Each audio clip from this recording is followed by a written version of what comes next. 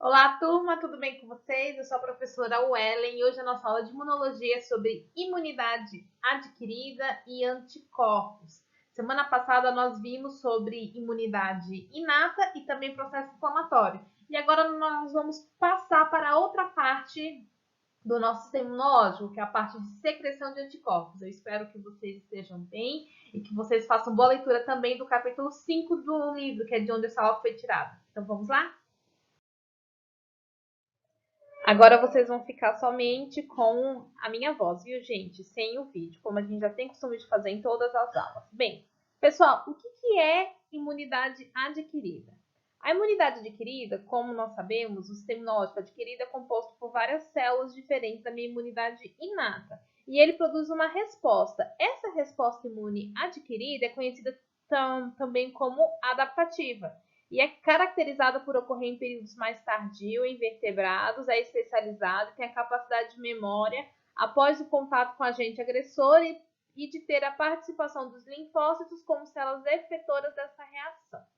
Então, vamos lá por partes. Bom, quando a gente fala da resposta imunológica adquirida, isso significa que vai ser uma resposta mais tardia. Enquanto a minha imunidade inata, que a gente viu nas últimas aulas, ela tem uma resposta de horas, a minha imunidade adquirida ela demora um pouco mais. E ela é especializada, ou seja, conforme maior exposição que a gente tem a antígenos, mais é a especialidade da minha imunidade adquirida. Por isso que a gente fala, deixa os meninos ficar na terra, deixa os meninos adquirir anticorpos. Por quê? Porque a gente precisa colocar o nosso organismo para reconhecer diversas formas de antígenos para proteger o nosso corpo. E ela vai ter como ação os linfócitos. E aí nós vamos ver que são os linfócitos T e os linfócitos B. Agora nós vamos ver quais são as células e as moléculas solúveis do meu sistema imunológico adquirido. A gente já viu aqui da minha imunidade inata. Então, para a gente, nesse momento, a gente quer saber da imunidade adquirida. Nós temos os linfócitos T e os linfócitos B. E aí, os meus linfócitos T, eles vão se dividir em T CD4, que eu conheço como células helper, vou colocar aqui um H gigante, e eu tenho TCD8, que eu conheço como células citotóxicas, que a gente vai falar mais delas mais para frente. Eu tenho os meus linfócitos B, que eles vão secretar anticorpos.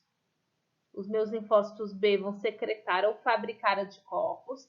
Eu tenho as minhas natural killers, que vão agir como células contra as células danificadas do meu organismo. Células dendríticas para apresentação de antígenos. Vou colocar células apresentadoras de antígenos, APCs, que são essas aqui.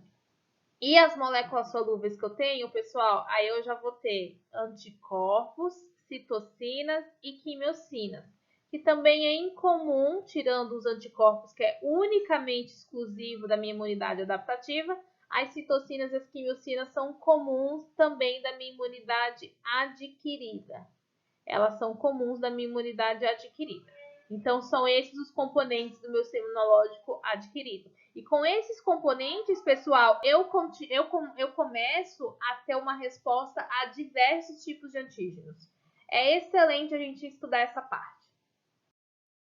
Então, vamos começar com os meus linfócitos T. Quem são os meus linfócitos T? Os meus linfócitos T são linfócitos que sofrem seleção no timo.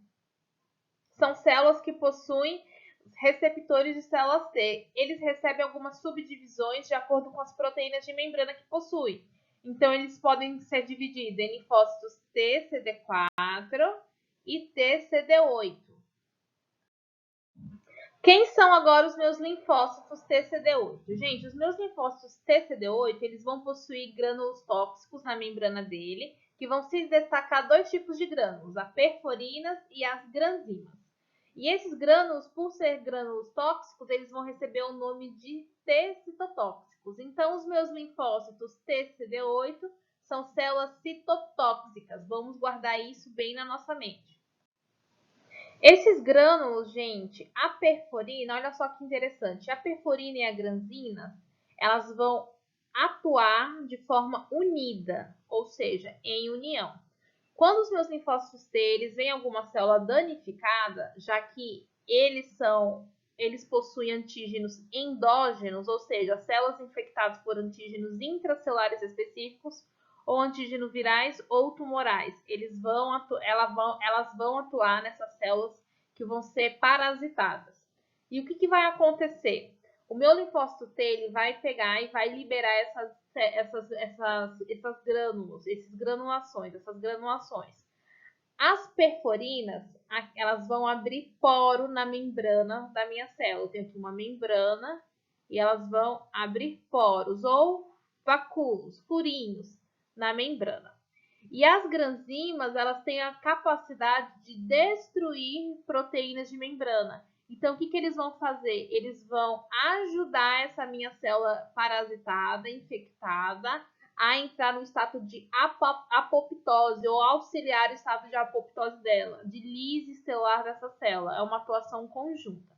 Lembrando que os meus linfócitos TCD8, as células-alvo deles são as células que possuem antígenos endógenos, principalmente para antígenos virais ou células tumorais. Isso a gente não pode esquecer, é característico delas. Célula citotóxica, vamos deixar bem guardado isso na nossa mente. Já os meus linfócitos TCD4, gente, eles são conhecidos como células T helper ou T auxiliar. E elas têm a função de liberar citocinas para estimular outras células, como macrófagos, linfócitos TCD8 e linfócitos B, auxiliando assim a sua eliminação de antígenos e possibilitando também manutenção e ativação da resposta imune adquiridas. Então, ela é uma célula auxiliar. Ela vai ajudar a reconhecer antígenos para outras células. São linfócitos, são os linfócitos TCD4, que são as células atingidas pelo vírus HIV. Olha só que interessante. Por isso que a gente fala que o vírus do HIV, ele é um vírus que causa a imunodeficiência humana. Por que ele causa a imunodeficiência humana? Por causa que esse vírus, o HIV, ele vai parasitar ou infectar os meus linfócitos TCD4.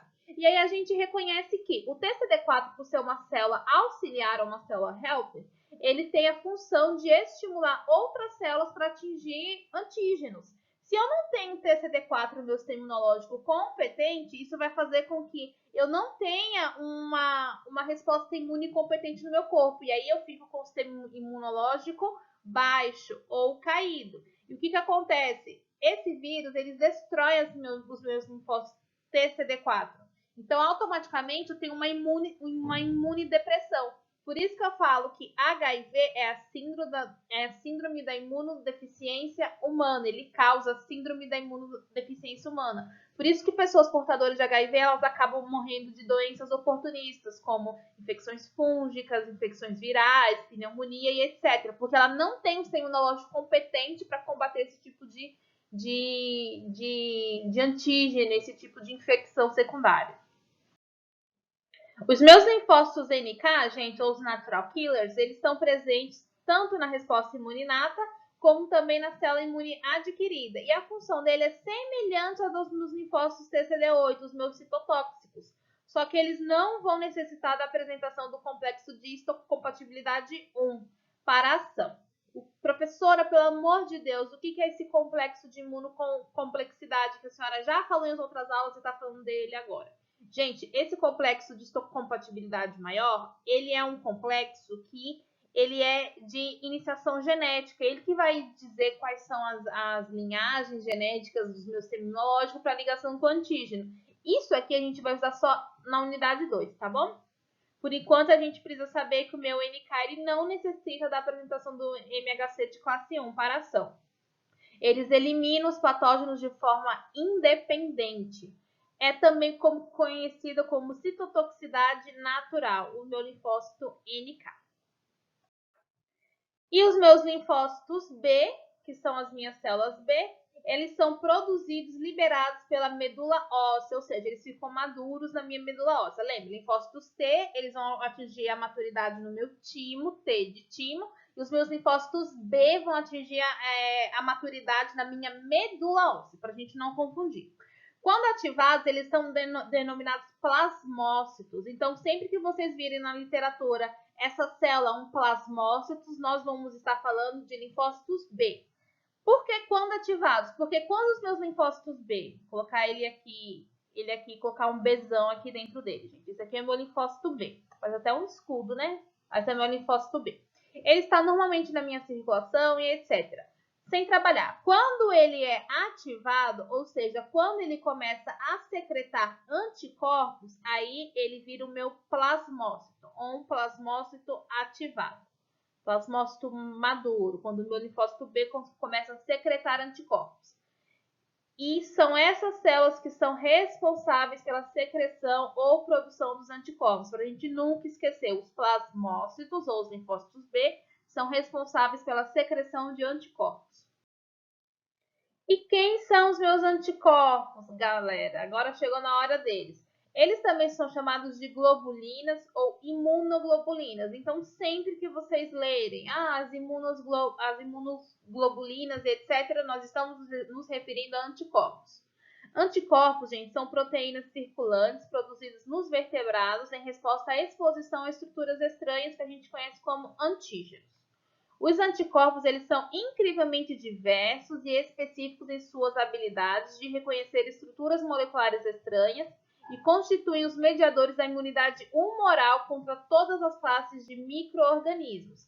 Então, os meus anticorpos, gente, se vocês fossem resumir, seriam proteínas circulantes que são secretadas pelos meus linfócitos B ou plasmócitos em resposta à exposição a antígenos. Pronto, anticorpos são isso. A primeira linhagem de anticorpos que foi descoberta foi contra a toxina diftérica, a difteria, que causa difteria no caso. Então, antigamente elas eram chamadas de antitoxinas, só que aí se descobriu que ela não só agia contra essa toxina diftérica, mas sim contra outros diversos antígenos. Então, foi observado que proteínas similares poderiam ser geradas contra muitas substâncias, não somente contra toxinas microbianas. E aí recebeu o nome geral de anticorpos, porque eles não atuam só sobre toxinas microbianas, mas podem atuar sobre fungos, vírus, protozoários e etc. As substâncias geradas ou que foram reconhecidos pelo anticorpos foram então denominados de antígenos. Então, quando eu tenho uma substância que é reconhecida por anticorpos, essa substância é um antígeno, para ficar bem claro. Então, quem são os meus antígenos? Os meus antígenos podem ser definidos como qualquer substância que pode ser especificamente ligada a uma molécula de anticorpo. Bactéria, fungo, protozoário, vírus, qualquer substância que possa ser ligada ao anticorpos é um antígeno. Professora, pólen pode ser um antígeno? Sim. Se ele sofrer ligação com anticorpos, ele pode ser antígeno, sim. Então, tem que ser algum tipo de micro-organismo? Não, gente, são substâncias, seja eles substâncias vivas ou não. Ué, professora, como assim? Se a gente for pensar, vírus são parasitas intracelulares, eles são antígenos, eles são ligados a anticorpos, então não precisa ser um organismo, uma estrutura viva, por assim dizer. Substâncias que são ligadas a anticorpos, eles são antígenos. O que é agora um imógeno? Imunógeno, no caso. O imunógeno é qualquer substância que pode desencadear uma resposta imune ou é uma substância imunogênica. Como assim, professora? Bom, se eu tenho uma substância que ela pode desencadear uma resposta imunológica, essa substância vai ser um imunógeno. Agora, se eu tenho uma substância que ela não desencadeia resposta imunológica, aí eu não tenho imunógeno. Ok, gente? Essa é a diferença. Temos também apitenos. O que são apitenos, galera? Os apitenos são moléculas que interagem com os anticorpos, mas não conseguem gerar uma resposta imune. Ou seja, para um apiteno ele ser útil ou específico para o organismo, ele precisa interagir com os anticorpos. E aí eles vão ajudar a estimular a resposta imunológica por meio de ligações proteicas para estimular os linfócitos T. Então, ele é como se fosse um auxiliar, por assim dizer, dos anticorpos. Os anticorpos, gente, eles são produzidos ou sintetizados só pelos linfócitos B. Isso aqui já é bem claro para nós. E eles podem ser apresentados em duas formas, como anticorpos ligados à membrana na superfície do linfócito B, que funcionam como receptores de antígenos, e também como anticorpos secretados que neutralizam as toxinas, que vão prevenir a entrada e o espalhamento de patógenos e elimina os micro-organismos. Então, essas duas formas são as formas que podem ser apresentadas às linhagens de anticorpos ou a secreção deles. Eles que vão ficar ligados à membrana do linfócito B ou que vão ser secretados para neutralizar as toxinas. Ok, gente? Como que funciona, então, a síntese de anticorpos? Envolve associação com 3 tipos celulares, que são os meus macrófagos, os meus T auxiliares e os meus linfócitos B. Ok, gente? Então, para sintetizar anticorpos, eu preciso de associação dessas 3 linhas celulares. O processo ocorre quando as minhas células apresentadoras de antígenos e fragmentos de antígenos são apresentados na superfície celular em associação com as proteínas 2 do complexo de histocompatibilidade maior.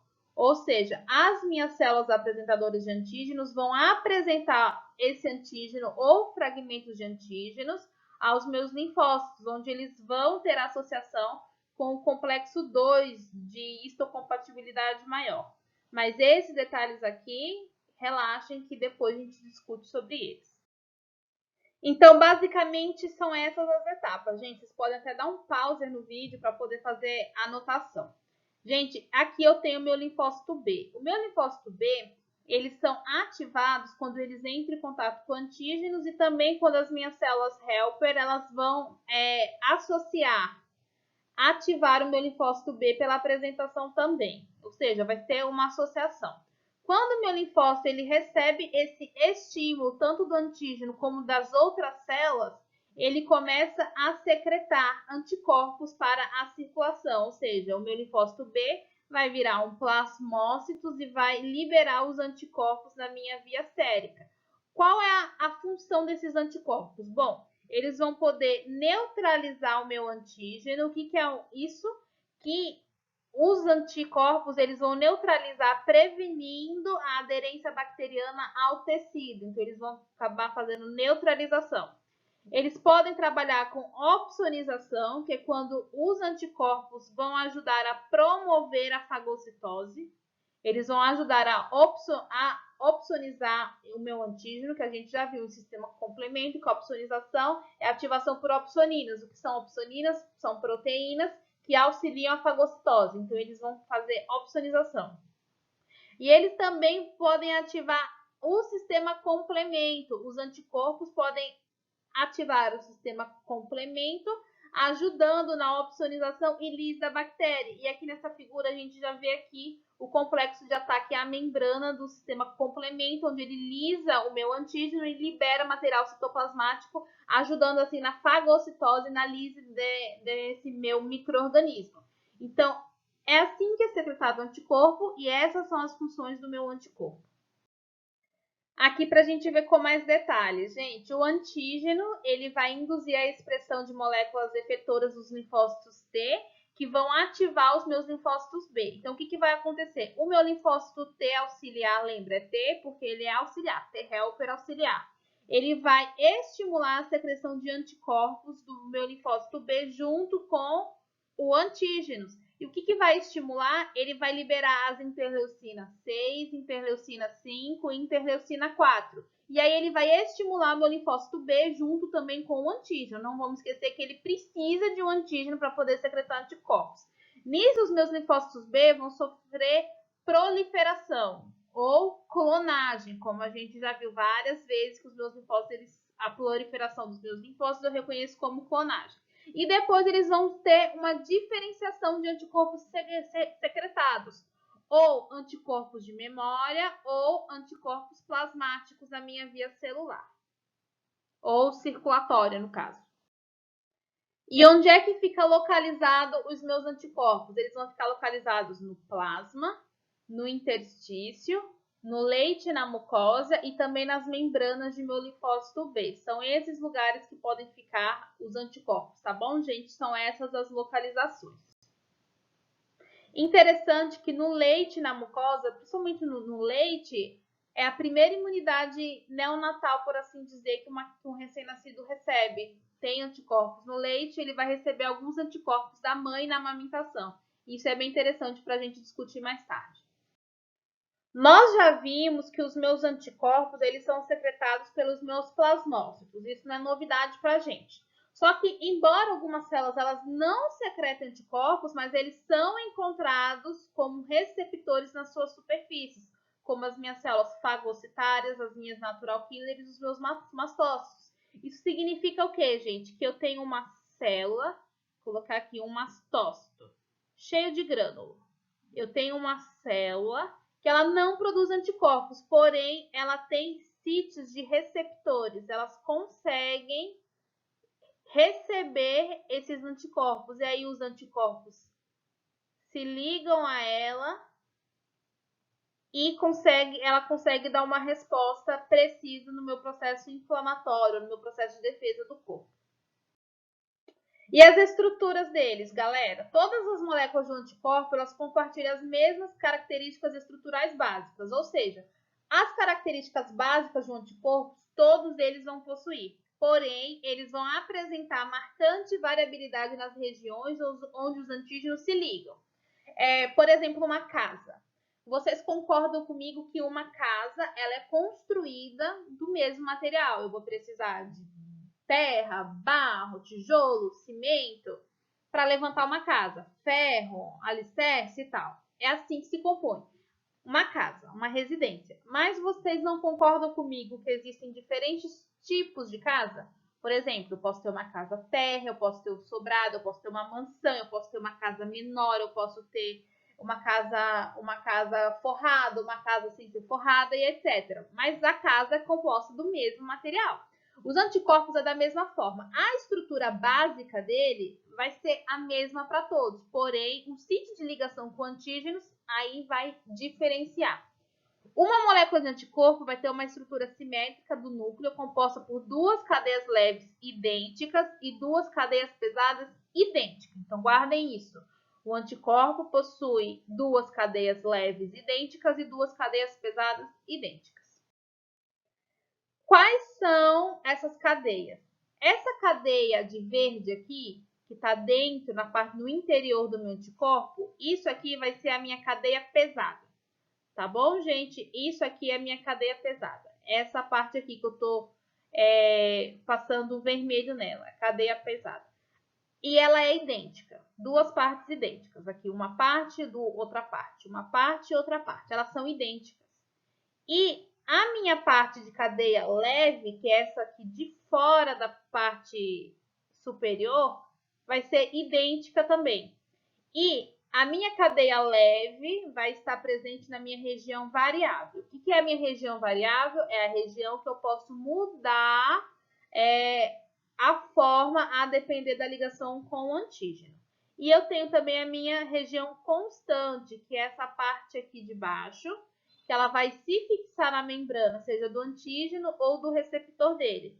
E eu tenho também aqui no meu centro as minhas pontes de disulfato, que vão dar a mobilidade necessária, se necessário, para o meu anticorpo. Então, eu vou ter região variável, região constante, cadeia ou ponte de disulfeto, cadeia pesada, que é a parte interna e idêntica, e cadeia leve, que é a parte externa. Essa é a estrutura do meu anticorpo. Isso aqui, gente, é para todos. Todos têm essa mesma estrutura, mas pode mudar um pouco a morfologia. Para ficar melhor, vocês podem dar um pause aqui que fica bem mais explicado. Cadeia leve, a parte superior. Cadeia pesada, a parte inferior. E ponte de disulfato. O anticorpo contém duas cadeias pesadas, que elas são de verde escuro, que é essa parte interna, e a parte da cadeia pesada, e duas cadeias leves, que é essa parte também que está de amarelo. E aqui, gente, tem uma estrutura molecular de um anticorpo, que é essa aqui, ó. É a estrutura molecular de um anticorpo. Molecularmente é assim que funciona. A gente pode ver cadeia pesada, cadeia leve e etc.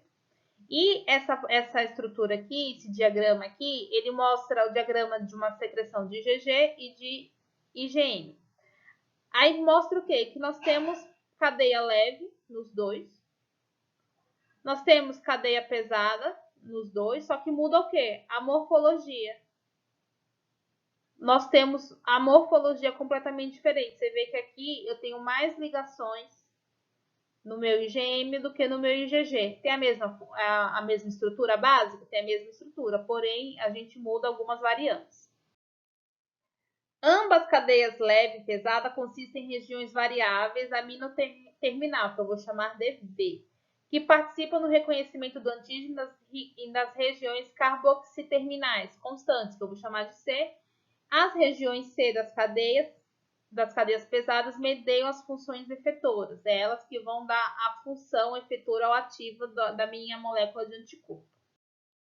Essas cadeias polipeptídicas, gente, pesadas e leves, são compostas por domínios globulares dobrados, que podem ser gerados de 100 a 110 aminoácidos para se formar ele, e contém uma ligação de disulfeto intracadeia, ou aquela ponte de disulfeto que eu falei para vocês. Bom, a cadeia leve vai ter a região variável, VL, e a região constante, CL. E a cadeia pesada vai ter uma região variável, VH, e uma região constante, que vai ser CH1, CH2, CH3, etc. Por que, gente, que tem essa especificidade? Por causa que a constituição deles são alguns tipos diferentes de aminoácidos, por isso que eu tenho essa diferença. Mas a estrutura básica, para a gente ver, é a mesma. Essa parte FAB aqui, gente, onde vai ficar a minha cadeia leve, tá bom? E essa parte FC aqui é a minha cadeia constante. Normalmente, a minha cadeia constante vai se ligar à superfície da membrana ou à superfície de uma célula de um anticorpo. E essa cadeia leve, ela vai ser responsável por ser sítio de ligação dos antígenos. Aí, os meus antígenos eles podem se ligar aqui em cima. Os meus antígenos eles podem se ligar aqui na lateral deles e etc. Porque aqui é uma região variável, ela pode variar. E aqui a minha ligação de disulfeto, que a gente já comentou sobre ela. Então, essa região aqui, FAB, ou a região leve, ela pode variar a depender do tipo de ligação com o antígeno. Por isso que ela é uma região variável.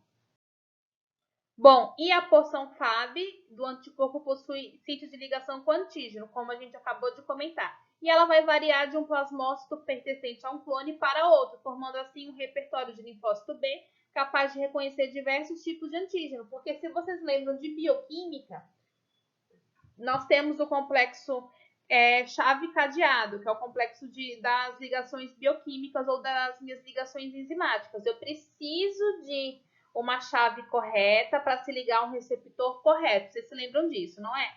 Essa minha porção FAB, que é essa minha porção aqui mais variável da minha cadeia de anticorpo, ela tem que se ligar a diversos tipos de antígeno. E vocês concordam comigo que a estrutura molecular ou estrutura química de um antígeno varia de um para outro. Então, o que vai acontecer?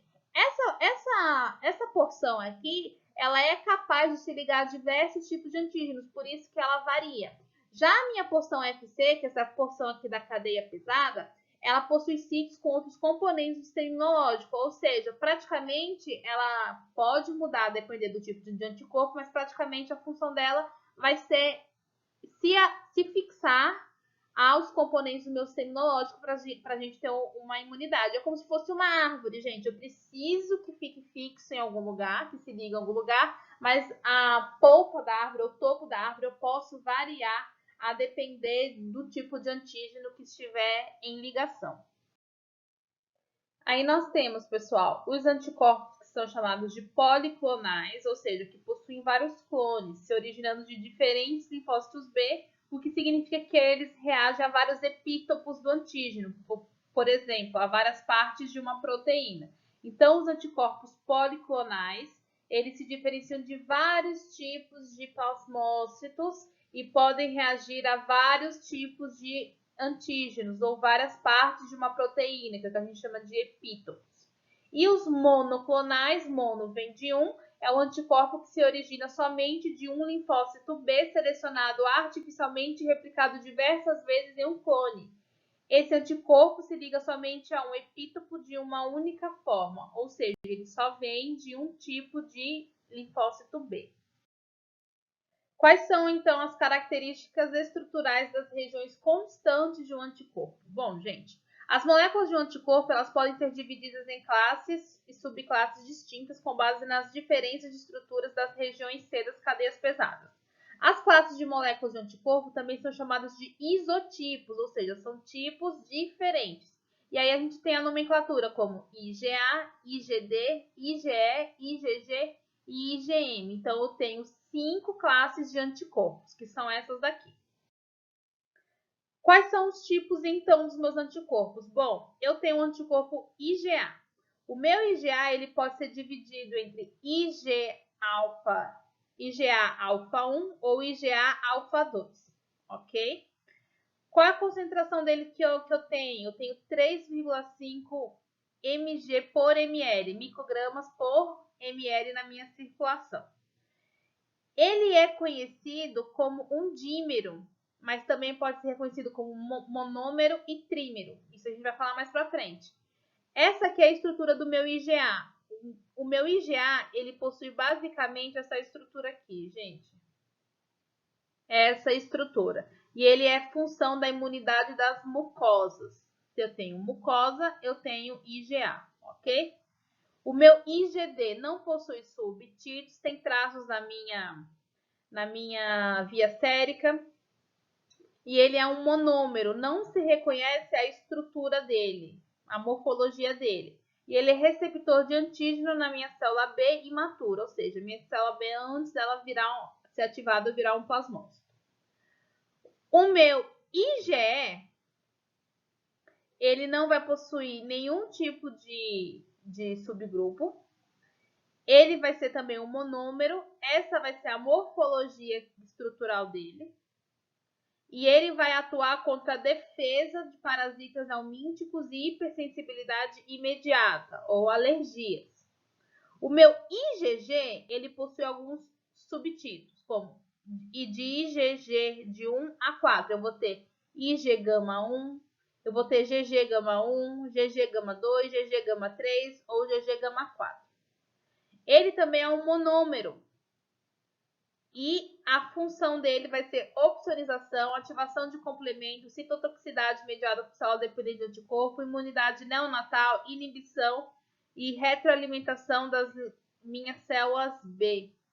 O meu IgG é o que eu chamo também de anticorpo de memória. Quando eu sou infectada por algum antígeno, esse antígeno estimula a produção de IgG.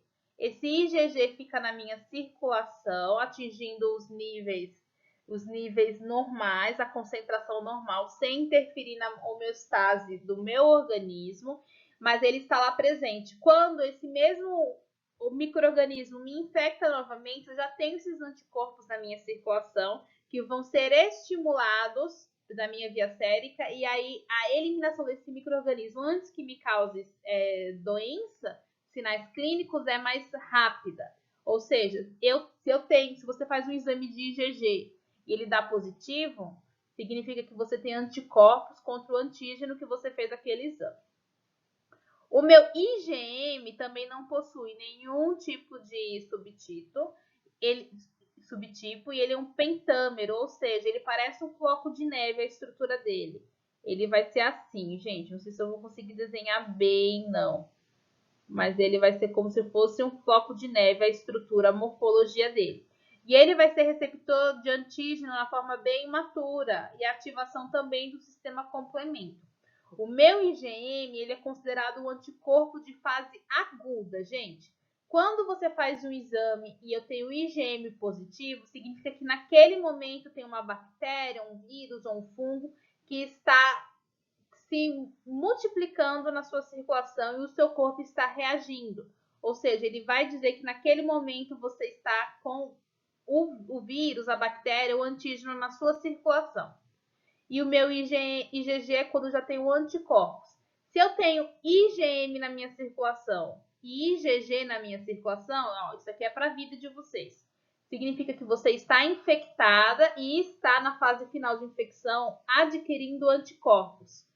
Se eu tenho só IgM na minha circulação sem IgG, significa que você está infectado, mas ainda não tem anticorpos. Se você tem IgG na minha circulação, na sua circulação no caso, e você não tem IgM, significa que você não tem mais aquele antígeno na sua circulação, você não está mais infectada e você desenvolveu anticorpos de memória. É assim que a gente interpreta exames imunológicos de IgG e IgM. Bom, gente, para ficar melhor para vocês, IgA vai estar na imunidade da mucosa. Ele é um dímero, ou seja, a estrutura dele é basicamente essa, com duas ligações de cadeia leve e uma cadeia pesada. IgD, receptor de antígeno das moléculas B imatura. Eu não tenho morfologia específica para ele. O meu IgE vai ser defesa contra parasitas e helmintos, vai ser um monômero, ele vai ser essa estrutura básica, porém bem grandinha.